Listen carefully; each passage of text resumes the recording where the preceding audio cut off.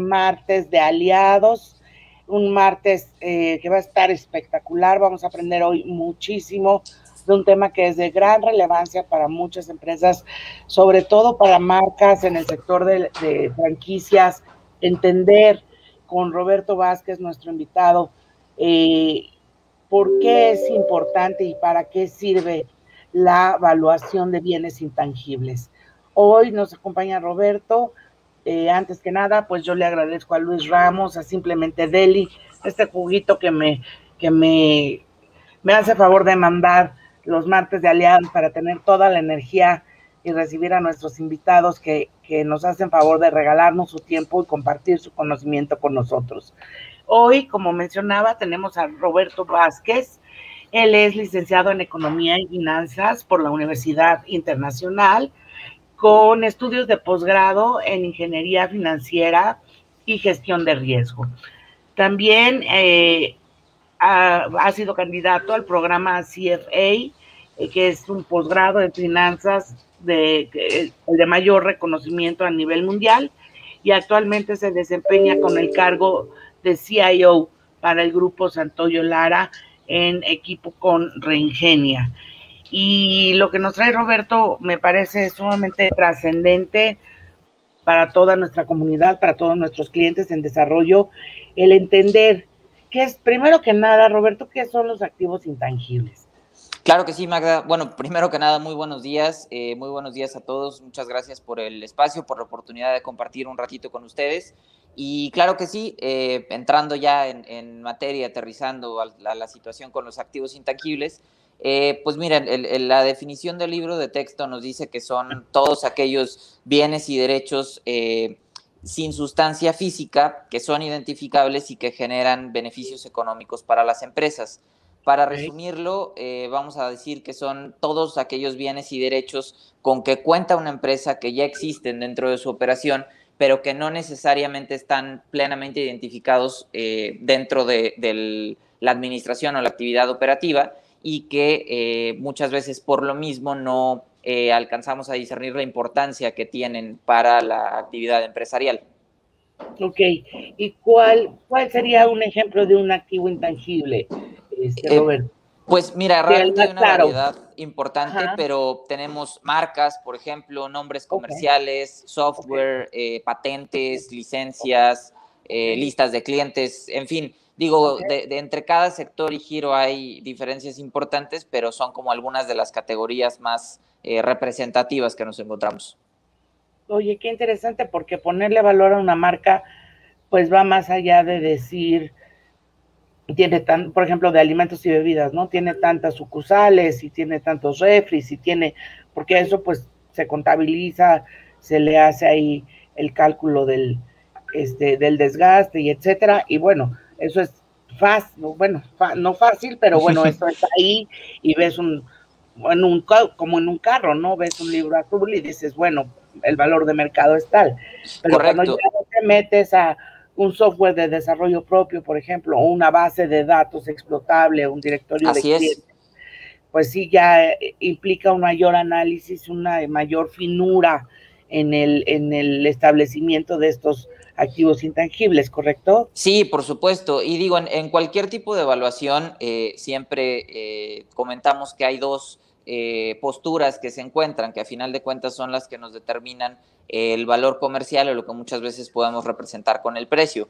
Una cosa es, como comentas, que tenemos ciertos activos que tienen parámetros de contabilización muy claros porque tienen un costo de mantenimiento, de operación, por ejemplo, pero eso no necesariamente quiere decir que si la empresa mañana decide vender ese activo, lo va a poder vender con una prima determinada, etcétera, porque tiene que tomar en cuenta el mercado, tiene que tomar en cuenta las alternativas que hay, la competencia, en fin, otros factores.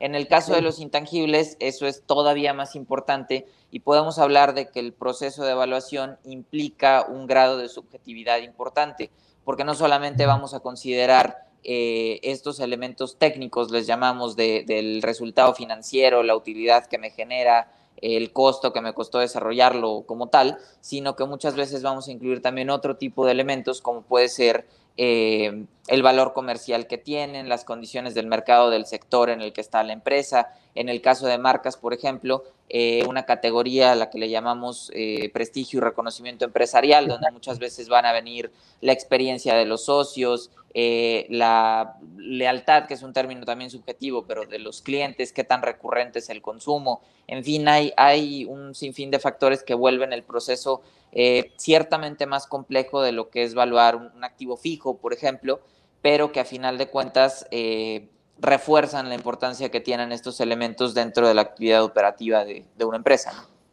Roberto, esto es más nuevo en México que en otros países del mundo. O sea, el darle la importancia a evaluar los activos intangibles es relativamente nuevo, empieza a tener un boom.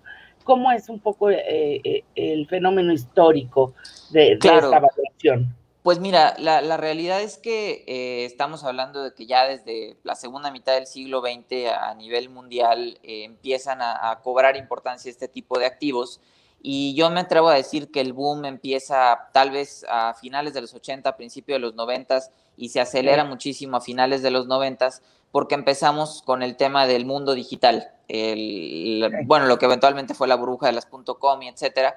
Pero esas, por ejemplo, eran empresas que en su momento, más allá de lo que pasó a nivel bursátil, todo su valor, o el 99% de su valor, estaba en activos intangibles. Entonces ahí fue donde el sector financiero tradicional empezó a voltearlos a ver con más detenimiento y decir, bueno, necesitamos establecer procedimientos confiables y verificables sobre este tipo de activos. Posteriormente, a partir de que se empiezan a adoptar los estándares financieros internacionales, estándares de reportes financieros de IFRS, ya vienen categorías completas y reglamentos específicos al respecto.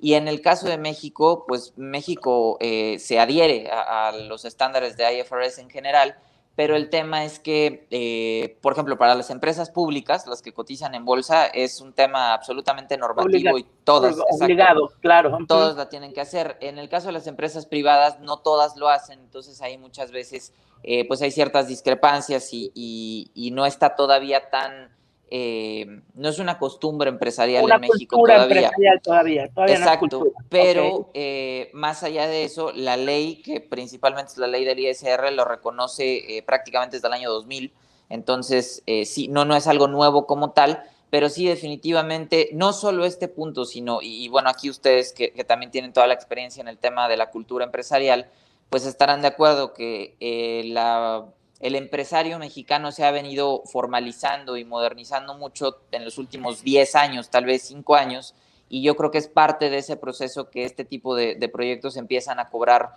relevancia por lo mismo, porque a final de cuentas sí son una necesidad, sí ya hay requerimientos oficiales que nos lo imponen, pero además hay muchas ventajas que tal vez un empresario familiar tradicional no tomaba en cuenta, pero la nueva generación ya un poco más informada, un poco más preparada, sí está tratando de maximizar la eficiencia en su operación, ¿no?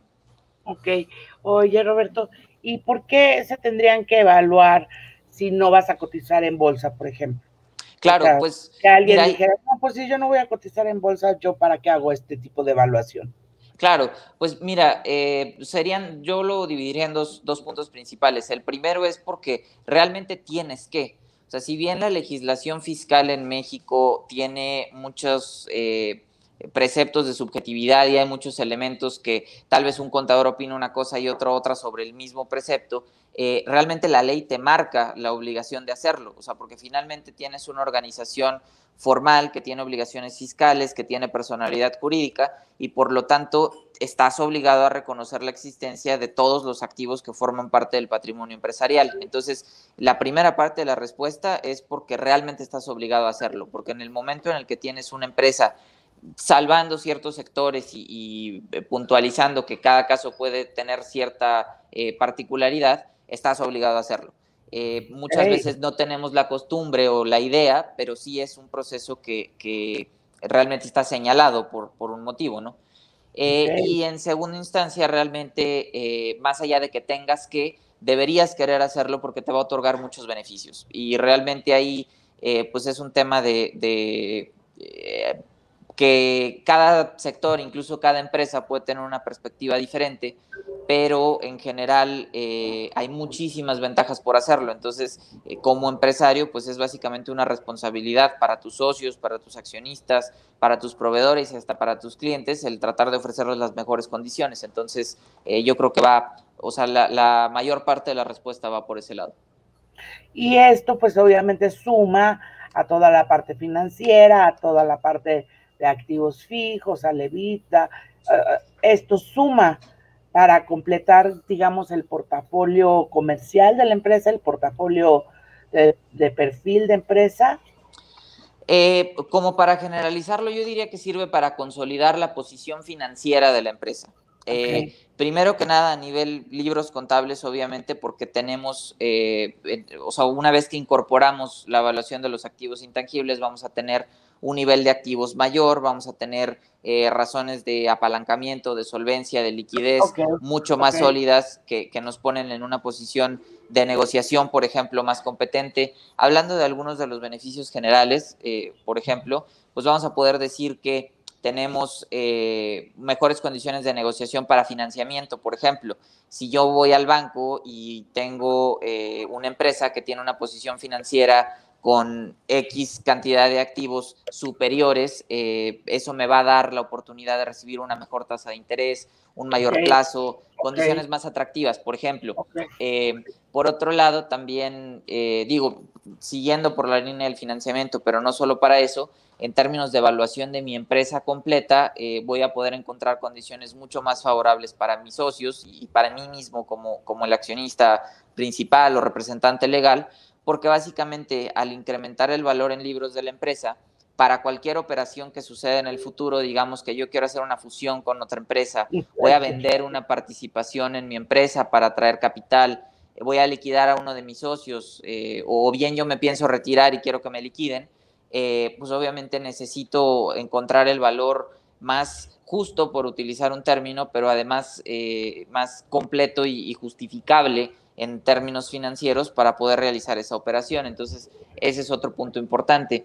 Y finalmente, muchas veces, para efectos de la eficiencia operativa, cuando yo realizo un ejercicio de este tipo como empresario y me doy cuenta no solamente de un número, o sea, no es que me vayan a decir, pues tus activos intangibles o tal activo intangible vale tanto, sino que se va a dar una justificación completa que parte de la operación y eficiencia administrativa de la empresa como un todo. Entonces, muchas veces a través de estos ejercicios los empresarios se dan cuenta que una división de la empresa no está funcionando o que un producto que tienen realmente lo único que está haciendo es comerle mercado a otro producto de ellos mismos.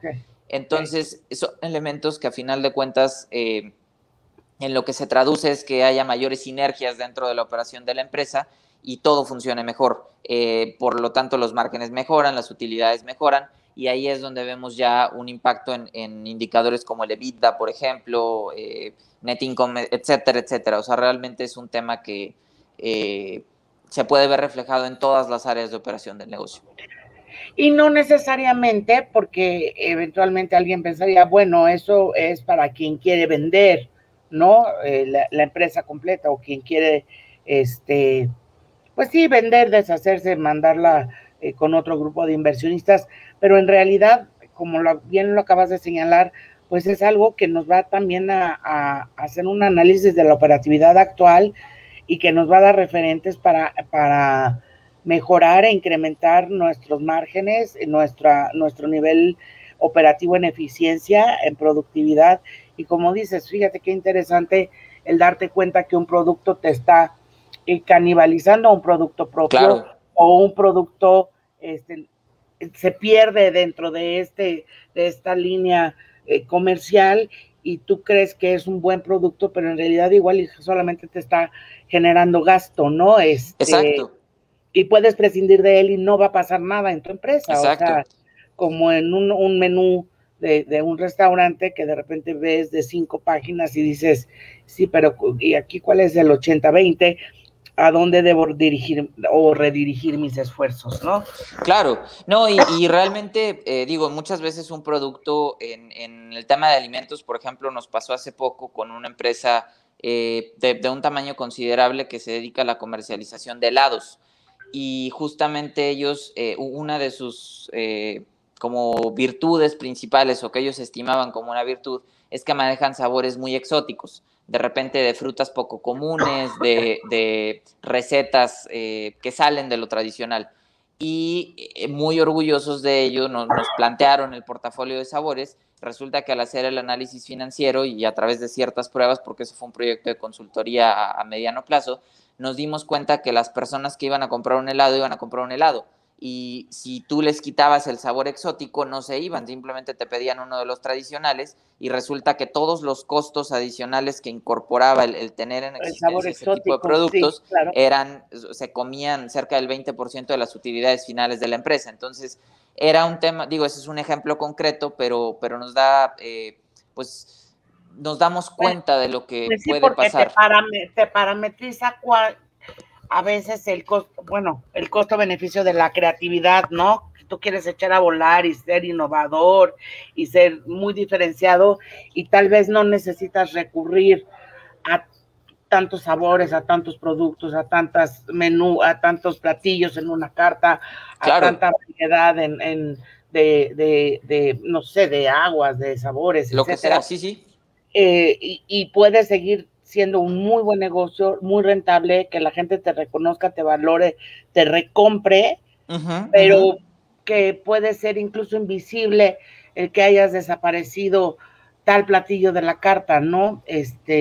Salvo que haya uno o dos comensales que sea como su platillo, Exacto, por excelencia, tú lo puedes desplazar a un lado, desaparecerlo y en la siguiente emisión de carta o de menú ya no estar y no va a hacer la diferencia realmente y tú te estabas teniendo tal vez merma o muy poca rotación claro. o problemas incluso de proveeduría, ¿no?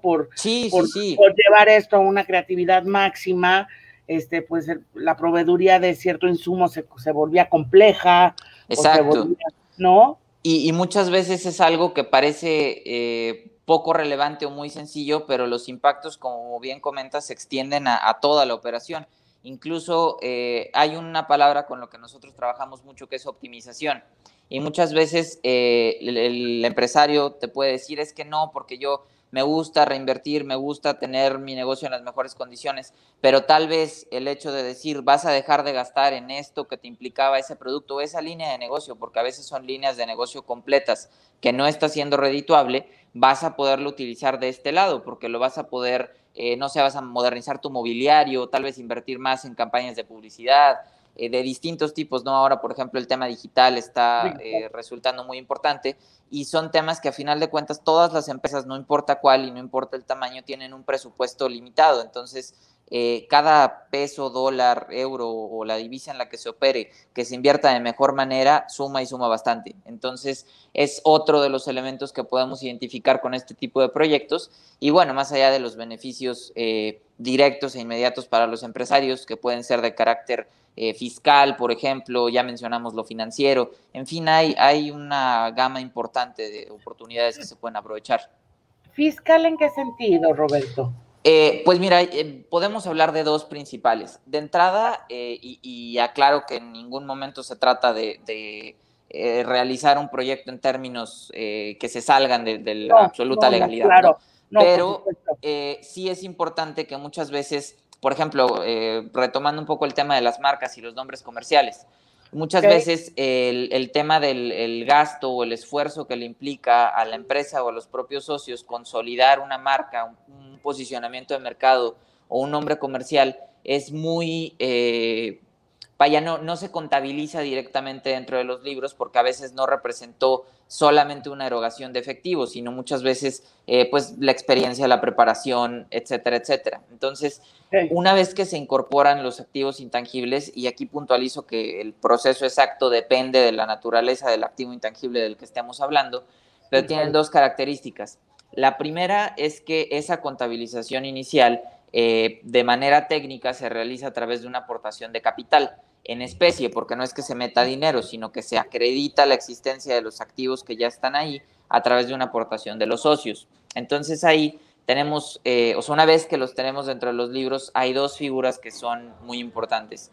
La primera es que como todo activo que es categorizable como inversión, son amortizables. Entonces, pueden representar un gasto de reposición que a final de cuentas va a impactar en la utilidad antes de impuestos de la empresa, pero sin ser un gasto financiero y por lo tanto va a reducir su carga fiscal sin hacer ningún tipo de magia. Lo único que estaríamos haciendo es reconocer. Documentarlo. Exactamente. Procesos que ya se dan, pero que muchas veces la empresa no está tomando en cuenta simplemente porque ni siquiera tiene reconocida la existencia de sus activos, ¿no? Entonces, ese es un punto. Y otro punto que también es muy importante es que al ser una aportación de capital, es susceptible de ser retirada después por parte de los socios. Entonces, muchas veces un socio, por ejemplo, quiere hacer un retiro ni siquiera de utilidades de la empresa, sino simplemente de parte de la contribución que ha realizado por el motivo o estrategia que a él le convenga, pero al hacerlo a través de dividendos, por ejemplo, le implica un gravamen importante en cuestión de ISR. Al hacerlo a través de un retiro de capital, no es el caso porque no es una utilidad, sino simplemente es un retorno, ¿no? Entonces, esa es otra de las figuras. A final de cuentas, como para resumirlo, porque insisto, hay mucha variabilidad entre proyectos, el tema es que se logra una operación más eficiente en términos fiscales y se logra reducir la carga fiscal, tanto de la empresa como de los socios.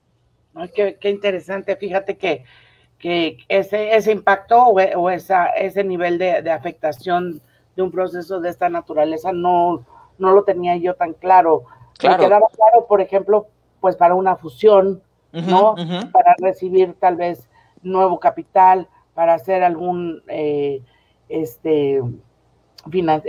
buscar financiamiento o líneas de crédito con mejores condiciones, pero no lo había yo entendido desde el punto de vista fiscal y me parece que pues redondea completamente el valor de invertir en una evaluación de bienes intangibles, ¿no? O sea, estás tocando todos los puntos finalmente de la operación que impactan en el beneficio final y en la saneamiento se podría llamar, Roberto. Muchas veces, sí, de las finanzas de la empresa. Del modelo del negocio. Correcto, sí. De hecho, muchas veces, como platicamos al principio, hay un elemento importante de subjetividad. Entonces, muchas veces el cliente nos va a contratar porque lo que está buscando es, por decir algo, eficiencia fiscal.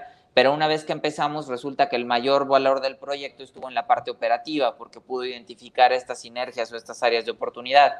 Y a veces es lo contrario, nos buscan por un tema de consultoría empresarial, lentamente por un proyecto de crecimiento, de expansión, y resulta que el beneficio fiscal terminó siendo mayor. Entonces, hay una gama muy importante, pero en cada proyecto otro de los puntos que nosotros buscamos es justamente ayudarle al cliente a encontrar la mejor manera de aprovechar pues estos elementos que ya tiene, que al final no estamos creando, sino que ya están ahí, son propiedad de él, ¿no? Claro. Oye, Roberto, ¿y hay una fórmula? Así que se siga by the book. Pues mira, B igual hacia el cuadrado o algo así, ¿o no? Sí, no. Hay varias. Realmente hay un elemento de subjetividad porque básicamente tenemos un universo que es como una enciclopedia de fórmulas y de modelos y de procedimientos financieros que nos permiten evaluar diferentes tipos de activos. Los intangibles no son la excepción. Y tenemos también las normas de información financiera y contable que nos dan una pauta del tipo de procedimientos que podemos utilizar. Pero una cosa es, por ejemplo, el procedimiento básico, que yo pueda decir, una parte del proceso va a ser un modelo de flujos de efectivo proyectados descontados, por ejemplo. Y otra cosa muy distinta es que los parámetros de ese modelo se tienen que estimar y se tienen que sustentar en la realidad fundamental y operativa de la empresa. Entonces, son trajes a la medida, claramente. Sí, claro, cada modelo como tal, cada proyecto de evaluación es un traje a la medida y hay muchos elementos que se pueden adecuar para que reflejen, o sea, no estamos tratando de manipular el valor, sino al contrario, estamos tratando de que se refleje lo más cercano posible al valor real, que muchas veces es en sí mismo subjetivo, ¿no? Pero, y como para responder de manera concreta, hay muchas fórmulas, la clave aquí o donde se vuelve un poco más arte que de ciencia es en poder combinar los aspectos técnicos de manera precisa para llegar al resultado no solo financiero o numérico, sino complejo y fundamental que nos va a dar la realidad de la empresa. Claro. Oye, Roberto, y por ejemplo, en una franquicia, Sí. usualmente pensamos que la marca es lo que le da el valor a la franquicia, pero Ujú. ¿cuáles podrían también ser otros elementos u otros activos intangibles en una franquicia de alimentos y bebidas? Vamos a volver, ya dijimos, pues no, los sabores, por ejemplo, los Claro. tamaños, el número de sucursales. Eh, ¿Qué entra en lo intangible o llega un momento en que suman lo tangible y lo intangible en un Eh, proyecto de evaluación, Roberto? Perdóname. Correcto. Bueno, en un proyecto de evaluación sí, en el sentido de que una parte importante de la evaluación de los mismos intangibles o de cualquier activo es el beneficio económico que le generan a la empresa. Entonces, yo puedo tener una marca que yo digo que vale X cantidad de dinero porque me parece que el logo está muy bonito, pero si ese logo o esa marca en sí misma no se traduce en un beneficio económico tangible para la empresa, entonces es cuestionable su valor. Entonces, en ese sentido sí hay una relación directa, pero hay muchos elementos que arropan ese número al que vamos a llegar. En el caso particular de las franquicias, y tomo el caso de alimentos y bebidas, que es algo muy preciso, hay un universo muy amplio. Podemos tomar desde licencias de funcionamiento, de Ok, diferentes tipos de autorizaciones operativas que ok, puede haber. Por ok. ejemplo, hay algunas, y aquí insisto, ustedes son los expertos, pero hay algunas licencias federales de operación y hay algunas licencias que son estatales o municipales. Entonces, Uh-huh. el hecho de que una empresa cuente con licencias federales es un activo importante porque tiene un potencial de expansión mucho mayor a una que solo tiene una licencia municipal, por ejemplo. Uh-huh. Certificaciones en temas de calidad, las famosas ISO, por ejemplo, las listas de clientes, patentes o procesos patentados que tengan las empresas. Hace poco hicimos un proyecto en una cadena de restaurantes que desarrolló un proceso interno para elaborar ciertos platillos de manera más eficiente. Y ese proceso como tal lo patentaron y es un activo intangible en sí mismo. Hay un universo bastante amplio, pero por ejemplo ahí, y retomando el punto de la marca, muchas veces cuando pensamos en marca pensamos en el nombre o pensamos, Sí, y aquí es un tema que cada caso es muy particular, pero te platico el caso de unos sí, clientes sí, que sí, tuvimos hace poco. sí. Ellos tienen una empresa que es una operadora de franquicias. Ok, Están en el sector farmacéutico y ok, tienen diferentes nombres de farmacias o marcas de farmacias que la misma empresa opera. ok, Entonces ahí, obviamente, la marca, o sea, la farmacia X, pues es una franquicia y le pertenece a los dueños de la franquicia, ellos la están rentando de alguna manera. Pero la empresa operadora como tal desarrolló un know-how, una estrategia comercial, un posicionamiento, un reconocimiento, porque a sus farmacias les ponen farmacia tal, o sea, la marca que sea, de operadora tal. Entonces, ok. esa estrategia como Ese tal, apellido, por ajá, ponerlo de alguna manera, sí representa una marca en sí misma, no la marca farmacia X, sino la marca operadora X. Entonces, en ese caso, también es un activo que obviamente los parámetros de evaluación están referentes a los resultados de ese activo en particular y no de lo que no les pertenece, pero a final de cuentas se agrupan una serie de factores que muchas veces no tomamos en cuenta. Igual ahí podemos hablar, ya habíamos comentado el tema del beneficio económico, pero muchas veces hay un concepto en inglés que es si las empresas tienen un moat, que es como un pozo, recordando los castillos medievales que tenían uh-huh, alrededor un pozo, ¿no? uh-huh. Para poder pasar. La protección, ajá, Exacto, y la idea es qué tan protegido está el desarrollo y el desempeño de una empresa a lo largo del tiempo, porque no es lo mismo tener, por ejemplo, en el caso de los restaurantes, una fonda, tal vez un negocio muy informal que simplemente abrimos en un local y en cualquier momento es replicable y demás, que uno que ya tiene, no sé, es miembro de una cámara empresarial, es miembro de una asociación como la que trabaja Ringenia, por ejemplo, de sus alianzas, de ajá, sus aliados, ajá, entonces que ya tiene un know-how mucho más sofisticado y que muchas veces no solo su resultado es mejor en términos financieros y contables por eso, sino que además tiene esta barrera de protección de que no es fácil que la competencia replique este tipo de operación porque tendría que pasar por ese mismo proceso, ¿no? Incluso muchas veces acuerdos de exclusividad regional o nacional. Entonces, hay muchos elementos que se pueden tomar en cuenta, pero que al final del día, pues, se pueden son susceptibles de ser valuados y de transformarse en un beneficio directo para la empresa y para sus accionistas. Claro, claro. Oye, ¿y se sorprenden los accionistas, los dueños, los socios, cuando ven los resultados de una evaluación de bienes intangibles? Muchas veces sí, y desafortunadamente en ambos sentidos.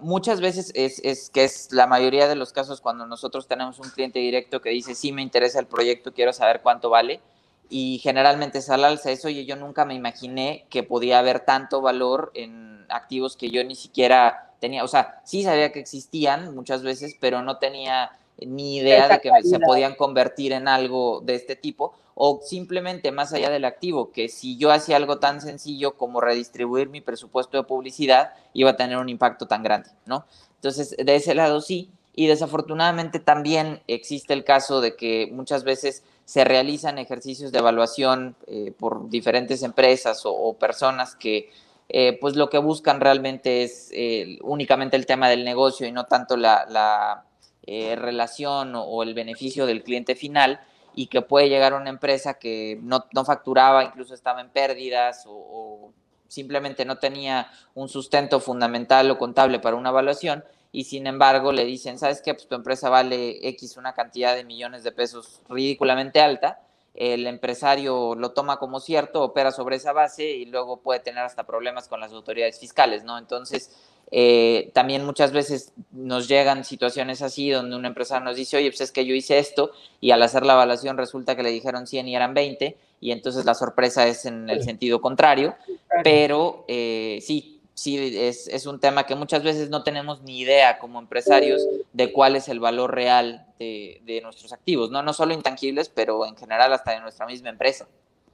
Oye, Roberto, y ustedes cuentan con una certificación, ¿quién avala los resultados que ustedes generan al final de un análisis De de un evaluación? ejercicio. Claro, Ajá, pues mira, de entrada sí tenemos nosotros a nivel empresa y algunos de los que participamos en el proceso a nivel personal, varias licencias y certificaciones al respecto. De hecho, retomando un poquito que comentabas del programa CFA al principio, al cual yo en lo personal soy candidato, ajá, este programa, nosotros en la empresa, el core de nuestros servicios es el diseño y gestión de portafolios de inversión, ok, generalmente en bolsa de valores, aunque también ok, incorporamos otros elementos. ok, Entonces, muchos de los modelos que utilizamos para la evaluación de activos son derivados de los modelos de evaluación de acciones que utilizamos. Entonces, uh-huh, a final de cuentas, las empresas públicas también son empresas, también tienen una estructura contable muy similar a la que puede tener una empresa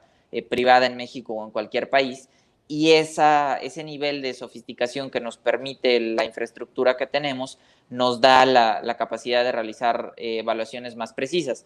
Regresando al punto de la autorización y demás, ¿qué es lo que sucede? El proceso de evaluación, nosotros vamos a llevar a cabo el ejercicio de evaluación en base a todo lo que ya platicamos, todos los elementos, uh-huh, tanto fundamentales como técnicos. Pero una uh-huh, vez que hacemos ese ejercicio es la opinión de la empresa, del Grupo Santoyo Lara como tal, o de la alianza entre el Grupo Santoyo Lara y Reingenia, pero ok, no tiene una validez oficial. Lo que ok, sucede es que ese ejercicio de evaluación se presenta ante un perito evaluador autorizado por ok, el SAT y especialista en activos intangibles ok, para su dictaminación. Y ahí ok, obviamente es ok, donde el perito dice, ¿sabes qué? Sí, efectivamente, sí vale los 10 pesos que tú dijiste que vale, o sabes que no vale 5, o sabes que no vale 15. Aquí, y es justo en este punto donde se puede comprobar la capacidad de los valuadores o de la empresa que nos asesora en este proyecto. Porque si yo voy con el perito, con una empresa de 10 pesos y digo que valía 100, el perito me dice, no, vale 10 y va para atrás. Entonces, no hay manera de inflar los valores en ese sentido. ok, o Y sea que al final del día el mismo dictamen del SAT, pues es un valor más para la empresa. correcto, sí, claro, O sea, claro, porque es ese el sustento legal que permite que se realicen todas las operaciones que ya platicamos. Y sobre todo es esa primera línea de defensa que es importantísima para la empresa. ¿Por qué?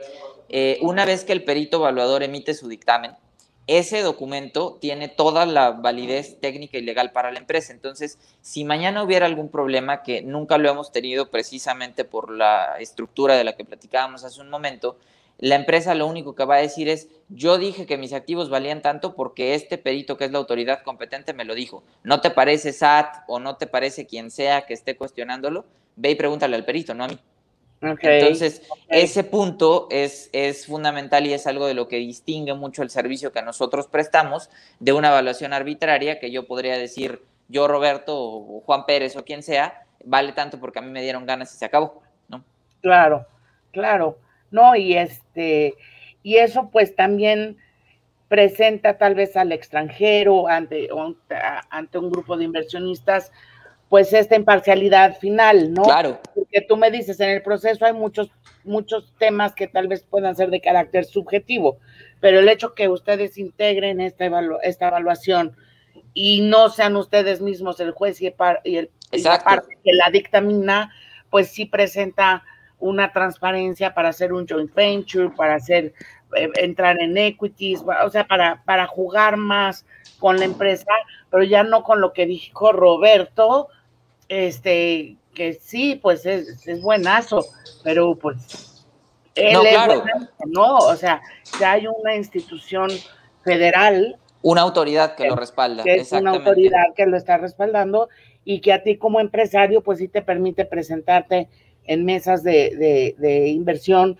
pues de una manera diferente, ¿no? Sí, sí, sí, sí, así es, que Aunque no vayas a entrar finalmente, a bolsa, aunque no claro, sea tu sí, objetivo entrar a bolsa. y si eventualmente lo es también, que porque también Ajá. ese es un punto importante en México, digo, ahora ya con la nueva Bolsa Institucional de Valores un poco está cambiando esa cultura que tenemos de que la bolsa es solamente para las hiperempresas en cuanto a tamaño, porque realmente la bolsa ofrece una opción de financiamiento muy atractiva para muchas empresas, pero sí, o sea, y en el momento en el que ya estamos como empresarios interesados en dar ese segundo paso, ahí tenemos ya un punto clave porque ya vamos a tener la infraestructura para hacer todo esto. Veo que nos está apareciendo por aquí una pregunta de, Sí, Santiago Pacheco nos pregunta, ¿por qué ir con ustedes y no directo con un perito? O claro, para llegar con un perito ya debes tener una idea o una evaluación. no Me una imagino. idea, un proyecto.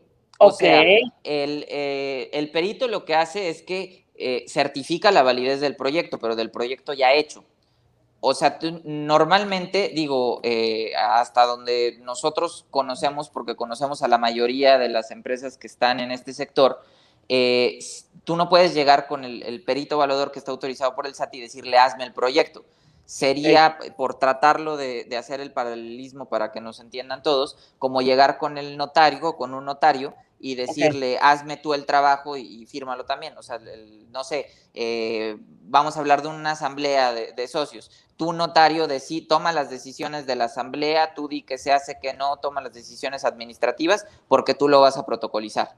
¿Qué digo? No es per se una protocolización, pero es una figura parecida. Entonces, básicamente es eso. El proyecto que le llevas al perito evaluador ya tiene que estar hecho. O sea, ya únicamente es para su validación técnica, que obviamente el perito, además del proyecto como tal, va a requerir el sustento completo.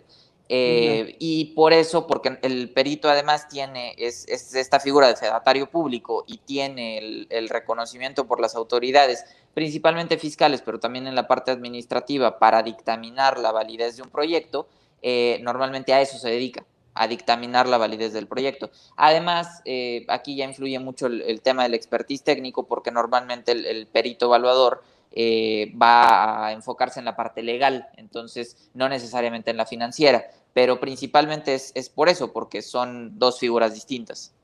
Ok. Sí, o sea, es el que no puedes jugar ser juez y parte. O sea, Sí, uno y tiene que hacer la recopilación, el levantamiento, el análisis, etcétera, y otra persona tiene que validar que eso se hizo bien y que es correcto, ¿no? exacto, no necesariamente, o sea, vaya, no es solo la figura de juez y parte y de que sean dos personas diferentes, es el hecho de que sea un ejercicio sustentable en términos Sí. financieros y fundamentales en cuanto a la realidad del negocio y que esté validado por una autoridad competente en la materia. Perfecto.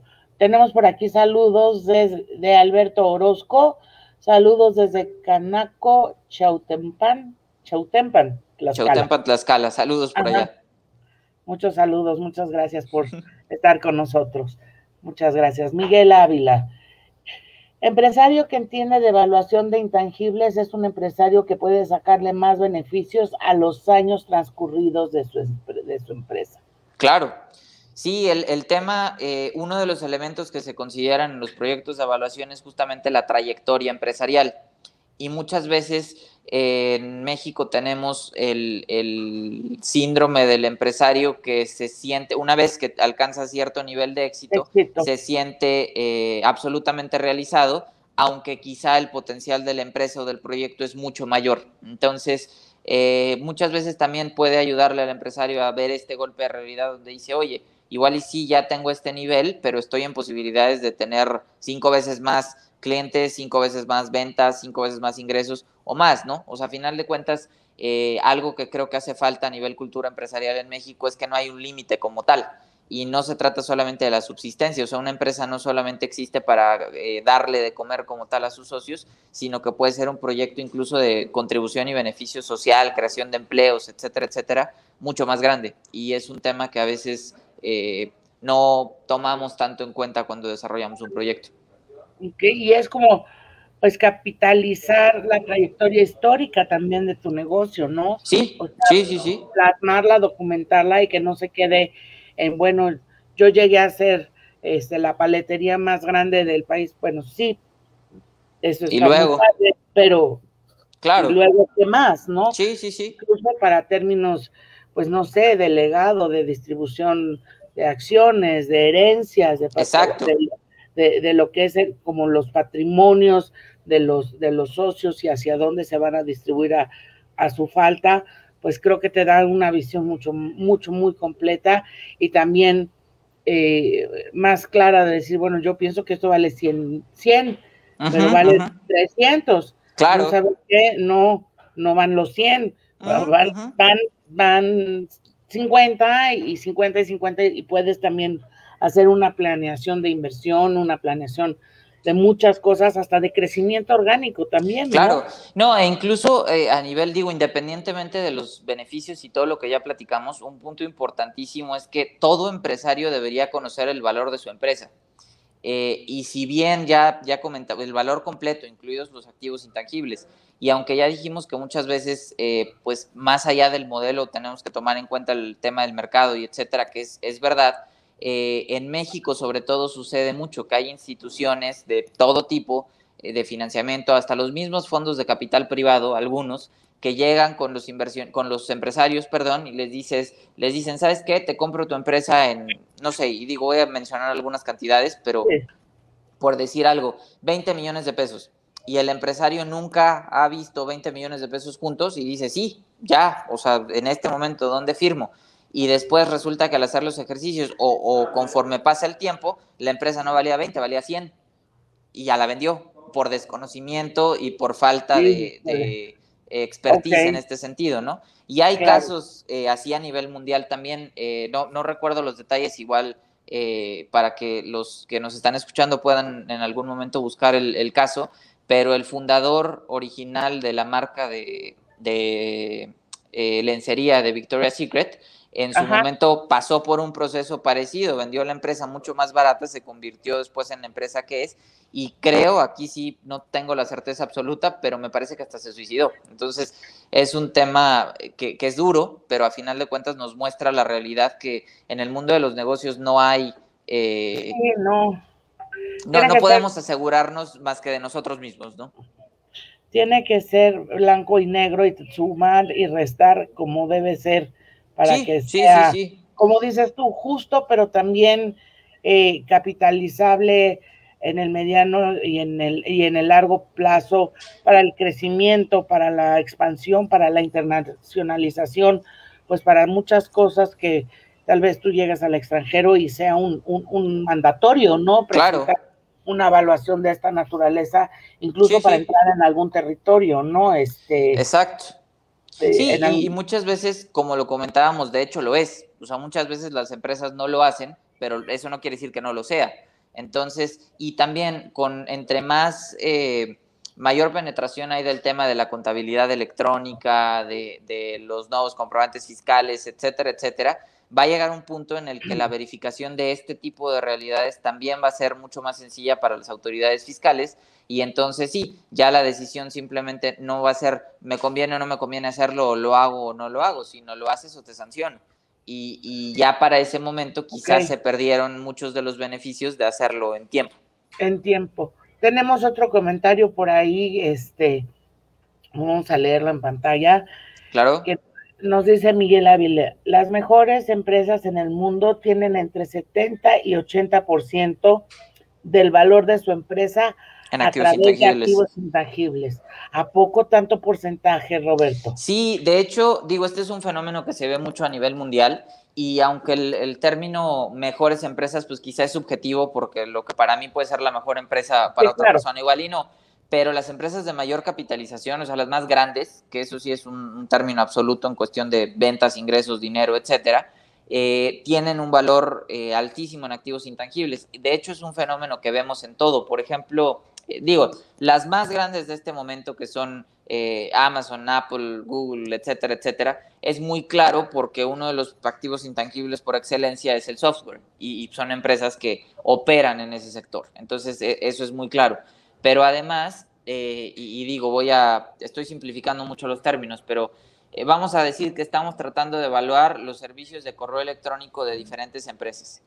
Y yo tengo tengo dos que son idénticos, tienen las mismas capacidades, puedes mandar correos, diferentes tipos de archivos, etcétera, etcétera. Pero uno se llama Gmail en automático porque se llama Gmail y es propiedad de Google y tiene todo el respaldo del monstruo de empresa que es Google. Tiene un éxito comercial prácticamente garantizado, que se traduce en un valor importante por lo mismo. Y es algo que podemos ver, por ejemplo, en temas de redes sociales. Me imagino que estarán familiarizados con LinkedIn, esta red social que es para efectos profesionales. Sí. LinkedIn es una empresa que empezó como independiente y después la compró Microsoft. Hoy su valor es aproximadamente 7 veces lo que era cuando Microsoft la compró, que fue una operación que, si no me falla la memoria, se cerró en el 2015. Entonces, estamos hablando de un retorno de inversión para Microsoft de cerca del 500% en 5 años, ¿no? Entonces, 6 años. Entonces, son temas importantes, y hay otras empresas que todavía explotan mucho más este tema. Una importante es Coca-Cola. O sea, Coca-Cola de Coca-Cola Company es una empresa que se dedica a comercializar la marca, porque a final de cuentas, y en México tenemos el caso de una de las embotelladoras más importantes del mundo, que es FEMSA, y otra más que es Grupo Alfa, que a final de cuentas son embotelladoras y son empresas que en sí mismas tienen un valor importantísimo, pero la marca que comercializan, el nombre que nosotros compramos cuando estamos en la tienda de Coca-Cola, es propiedad de Coca-Cola Company, que básicamente ese es su ingreso. O sea, así como están FEMSA y Alfa, hay muchas en el mundo que operan con lo mismo, que básicamente son operadoras de Coca-Cola, pero una parte muy importante de los beneficios los termina recibiendo la matriz de Coca-Cola Company, que hoy en día es dueña de una fórmula y de un nombre comercial, ¿no? Nada más. Sí, claro. Entonces, ese factor también este es el equivalente a cuando tú escuchas en estos seminarios o en estos webinars, X marca no vende tenis. Correcto. Maquila tenis, vende su marca, posiciona su marca, enriquece su marca, pero pues la línea de producción y que si la costura y la agujeta y etcétera, eso es lo que menos la empresa está viendo. Lo que la empresa está vendiendo es la marca, y en lo que está trabajando es en posicionarla y mantenerla posicionada. Por acá la línea de producción, exacto. Muchas veces, de menos, pero no es, o sea, ya no es una empresa que vende tenis, ya es una empresa que vende marca, ¿no? Sí, el tema de la marca es importantísimo, y en ese sentido hay muchos casos que realmente, cuando los analizamos, es impresionante. Por ejemplo, Apple es un caso como de by the book, porque es una empresa cuyos productos hay quien los ama, hay quien cree que no son tan buenos, hay a quienes les da igual, pero a final de cuentas, Apple ha logrado desarrollar un efecto a través de sus productos que, al menos en ese sector en específico, no se me ocurre otra empresa que haya alcanzado lo mismo, que es que en el momento que nosotros como personas o muchas personas, cuando ven que alguien trae el nuevo iPhone que acaba de salir el mes pasado, y más a los niveles de precios que están actualmente, independientemente de cómo esté vestida esa persona, de cómo se vea, de lo que sea, es un símbolo de estatus absoluto y reconocible. Lo mismo que podemos pensar a lo mejor de los coches de lujo y de muchos factores que a final de cuentas es eso, o sea, uno está comprando la marca por formar parte de algo más. Y para no entrar demasiado en el aspecto filosófico, que es bastante interesante en sí mismo, la realidad es que en términos financieros y contables es una de las mejores estrategias que se pueden tomar, porque si se ve en términos de costos, muchas veces la diferencia entre producir un producto de super lujo y un producto de gama media alta no es tanta, pero ese respaldo que le da la escasez, el posicionamiento que que no ya sea tienes, accesible en cada esquina, ¿no? Que no esté exactamente, esa disponible. exclusividad, de alguna manera, es extremadamente rentable. Y lo vemos hoy en día, digo, ya estamos entrando como en temas un poco más subjetivos, pero si uno ve la lista de los hombres más ricos del mundo, tenemos a 4 o 5, bueno, voy a decir los primeros 5, tenemos a 4 empresarios que tienen monstruos de empresas que son o producen, bueno, de estas plataformas tecnológicas que son impresionantemente grandes, o tenemos también realidades en diferentes industrias, la mayoría hoy en día de software, y tenemos a una persona que es dueño de marcas de lujo, pero que es el de LVMH, ¿no? Este cuate Arnold. Pero si Ajá. vemos el volumen de ventas de las empresas, ese es el que menos tiene, es el que menos vende, el que menos todo, y sin embargo está ahí al mismo nivel de los monstruos tecnológicos por esa figura de la Por el exclusividad. valor de la marca, claro. Exacto. Oye, Roberto, ¿cuáles son las categorías de evaluación de intangibles? Muy bien. Pues mira, hay realmente aquí, depende mucho a quién le preguntemos, pero en Ok. general podemos hablar de 3 categorías principales. Tenemos los métodos de costo, que tienen que ver con las erogaciones que una empresa realiza para desarrollar o consolidar un activo intangible, o bien adquirirlo. Por ejemplo, si compramos una patente a otra empresa, una patente ya existente, ese costo es el primer indicador del valor que vamos a tener. La segunda categoría, que normalmente es más utilizada, son los métodos de ingreso, que tienen que ver con los beneficios económicos que ese activo le va a producir a la empresa. Ambas tienen sus ventajas. La primera, pues te deja cuantificar el esfuerzo o el gasto que se tiene que realizar para tener o desarrollar un activo. Y la segunda te permite estimar el desempeño económico que ese activo le va a traer a la empresa, que a final de cuentas termina siendo un poco más importante, pero no te deja considerar qué tan difícil es adquirirlo, qué tan replicable puede ser ese fenómeno. Y finalmente tenemos una tercera categoría que te deja agrupar ambas, que son los modelos mixtos, los modelos híbridos, que combinan factores de ambos para llegar a un valor completo, complejo. Ok. Aquí la clave es justamente la manera en la que se aplican estos métodos, porque podemos tener un activo que, no sé, digo, voy a decir una ridiculez, pero para tratarlo de dejar muy claro, podemos comprar un Ferrari y ponerlo a trabajar como Uber. Independientemente Claro. de que sea Ferrari y del costo que va a tener, que va a ser altísimo, el resultado en términos económicos pues va a ser muy cuestionable. Además de que porque no va a poder tener el número de viajes necesarios para ser rentable, porque el costo de gasolina, De de mantenimiento, mantenimiento, sí, claro. etcétera. Entonces, no solo es el costo lo que importa. Y por otro lado, podemos tener un activo que genera un beneficio económico maravilloso, pero que tal vez no se puede comprar porque ya es una licencia que ya no existe, por ejemplo, Ok, o es una patente que ya no se va a volver a emitir una en los próximos 100 años. ok. Entonces, ahí, pues además del beneficio económico, normalmente le tenemos que dar un plus al valor que tiene que ver con esa también exclusividad o con esa dificultad de desarrollo externo. Entonces, son factores también muy importantes que se tienen que tomar en cuenta. Ok, muy bien. Este, ay, son muchas preguntas, Adelante, por favor. Roberto. Bueno, preguntas y cosas que se me van, que se me vienen a la mente conforme te escucho. ¿Qué pasa con las empresas en el mundo y su valor al considerar los activos intangibles versus las empresas en México? Estamos en desventaja, ya nos vamos emparejando, ellos ya Claro. están estandarizados. ¿Cómo está Pues este mira, espejo, ¿no? A nivel, hoy en día en el mundo, o sea, tenemos como dos realidades globales, los estándares financieros mundiales y los estándares financieros de Estados Unidos. Hay otros países, por ejemplo, México, tenemos estándares financieros mexicanos, pero ya se adoptaron los internacionales, o sea, estamos todavía como en ese proceso de transición. Y general, o sea, en todo el mundo es casi una realidad que se van a adoptar también. El único país que no sabemos realmente qué va a pasar por el impacto económico que tendría es Estados Unidos, por el tamaño de empresas que operan en ese mercado.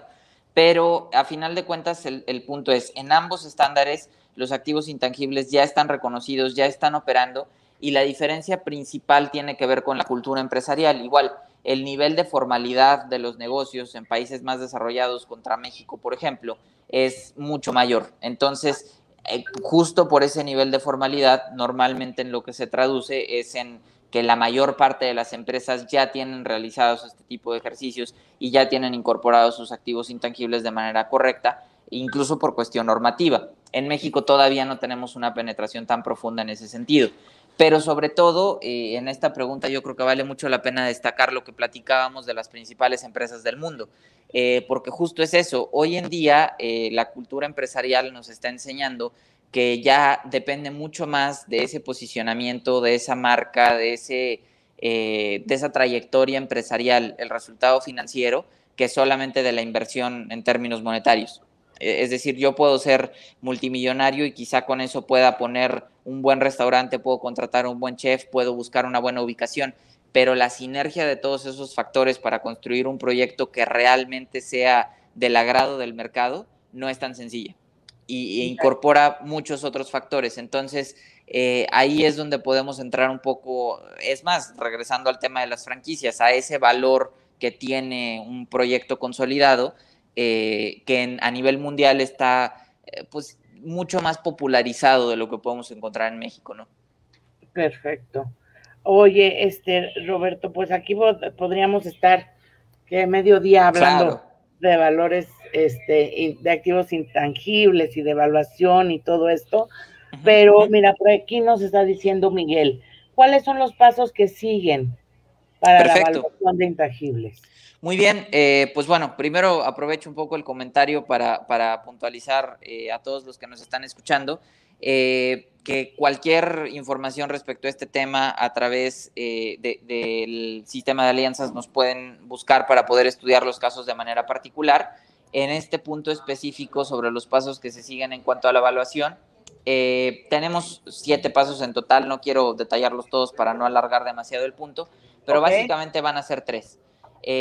Bueno, 4. Primero es una entrevista inicial para determinar las necesidades del proyecto, qué es lo que realmente está buscando el cliente, cuáles son los beneficios que le vamos a poder ofrecer, y de ahí partimos. La segunda etapa tiene que ver con la recopilación de información, que es donde el empresario o la empresa que estén interesados en la evaluación nos van a proporcionar a nosotros o a quien esté llevando a cabo el proyecto toda la información, primero contable y financiera, estados financieros básicamente de la empresa, y luego complementaria hablando otra vez de licencias, certificaciones, documentos probatorios de la trayectoria empresarial, etcétera, etcétera, que forman parte de la realidad de la empresa. Con esos elementos, la siguiente etapa es un ejercicio de evaluación preliminar, que es donde nosotros vamos a determinar solo en base a los documentos duros un valor aproximado.